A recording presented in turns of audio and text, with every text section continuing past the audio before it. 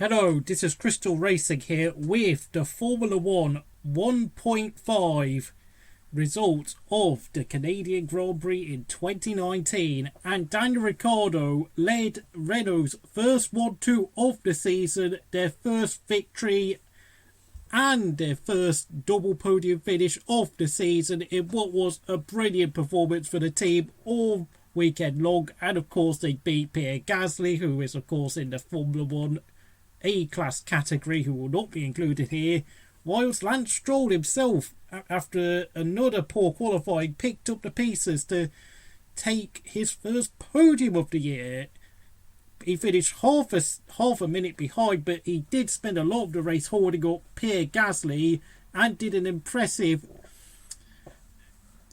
long stint on the hard tyres which he started on. But Lance Stroll has picked it up this weekend, whilst Danny Kvyat put in another great performance in for Toro Rosso, who are moving up the table.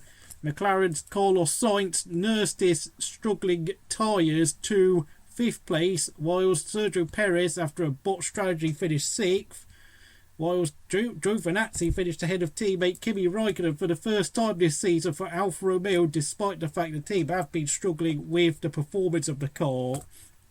Grosjean picked up 8th place for Haas, ahead of Kimi Raikkonen, who had an early pit stop to sort out debris in his brakes.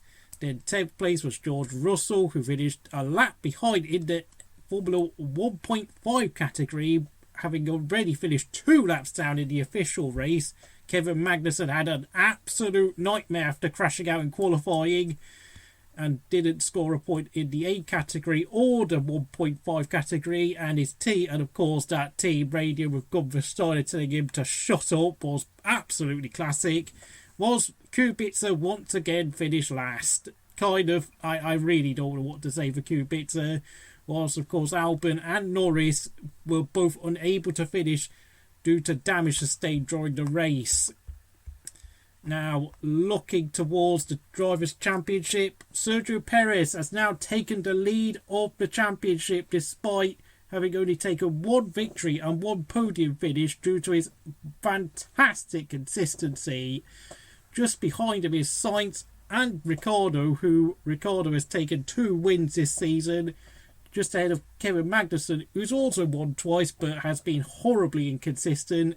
Then in 5th place is, of course, Kimi Raikkonen, who has been doing a great job so far in an underperforming Alpha, having claimed 3 podiums in the first 3 races, but he has been struggling of late due to the car's poor development. Danny Kvyat has crept up to 6th place, ahead of Albon and Norris, who retired, whilst Lance Stroll has crept up to 9th place, ahead of Hulkenberg. And, of course, Giovinazzi is down in 12th place, just behind Grosjean. But, of course, George Russell continues his impressive form of scoring 6 times in the first 7 races, and of teammate Kubica, who has only scored once so far this season.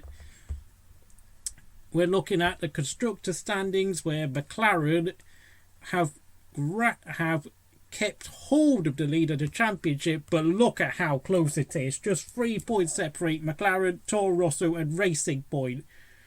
Racing Point have really turned a corner here, I think, whilst Renault, who are down in 4th place, have also closed in with their first 1-2 of the season. They're now just 13 points behind leaders McLaren. Haas have taken a slight tumble down the table, just ahead of Alfa Romeo, who at this rate don't look like they're going to improve that much, whilst Williams have only scored 8 points so far on the table. And now to look at the real life standings, Carlos Sainz is officially the best driver in the real life standings out of Ricciardo and Magnussen, whilst the Formula 1.5 leader is actually in 10th place for Sergio Perez. Looking at the constructor standings, McLaren are still in 4th place, whilst Renault, who are classified in 4th in the F1.5 standings, are actually in 5th place. So yeah, looks like Formula 1.5 is slightly different to the real life category. So if you enjoyed this video, please like, subscribe, and I'll see you again next time.